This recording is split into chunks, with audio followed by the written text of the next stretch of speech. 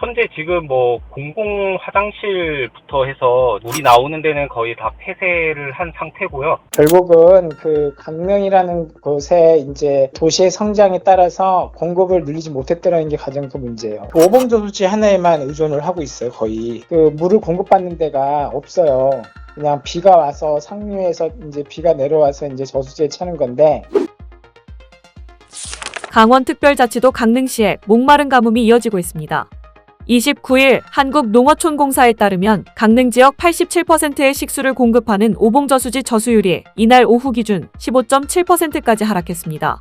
이는 평년 저수율인 70.3%에 한참 못 미치는 수준인데요. 지난 4월 19일 이후 강릉에는 132일째 가뭄이 계속되고 있고, 만약 비가 오지 않을 경우에는 오는 9월 20일쯤 오봉저수지에 물이 고갈될 것으로 보입니다.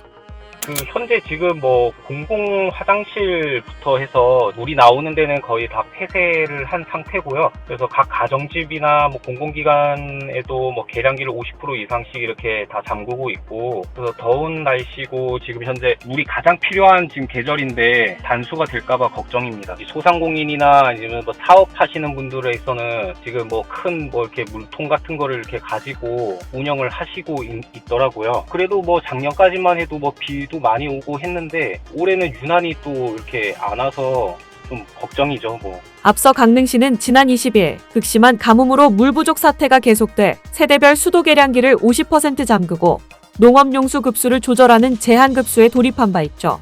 그러나 지난 27일부터 오봉저수지의 저수율이 15%대에 접어들자 사실상 세대별 수도 계량기를 75% 잠그는 제한 급수 2단계에 해당하는 조치를 실시하고 있다는데요. 역대 최악의 가뭄이 될 수도 있다는 우려가 나오고 있는 가운데 강릉에서만 유독 가뭄이 반복되는 이유는 무엇일까요? 지금 누적강 수량이 예년 평균의 한 50% 정도도 안 돼요. 보통 이제 증발량 같은 경우에도 한 47%만 증발이 되거든요. 근데 올해는 155% 정도가 돼요. 결국은 그 강릉이라는 곳에 이제 도시의 성장에 따라서 공급을 늘리지 못했다는 게 가장 큰 문제예요. 그 오봉저수지 하나에만 의존을 하고 있어요, 거의. 그 물을 공급받는 데가 없어요.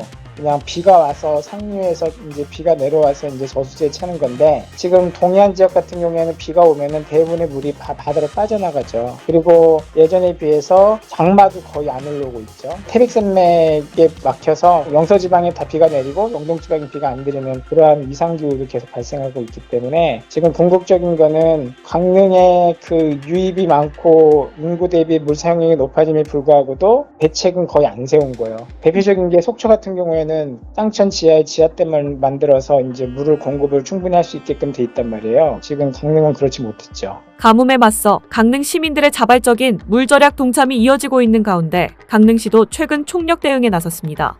사업비 14억 원을 투입해 하류인 남대천의 물을 상류로 끌어올리는가 하면 오봉저수지 유입량 확대를 위한 조치도 진행 중이죠. 결국은 이제 이 강릉시의 물 부족 문제는 단순하게 그냥 단기적 가뭄으로 볼 수는 없거든요. 그러니까 보통 우리가 가뭄이 이제 와서 뭐 비가 오면 또 잊어버려요. 가뭄의 가장 큰 문제는 처음엔 좀 심각하게 생각했다가 이제 비 오면 잊어버리는 그런 문제인데, 결국은 이제 이 중장기적인 어떤 구조적인 대책이 필요해요. 그 수원의 다변화도 필요하고.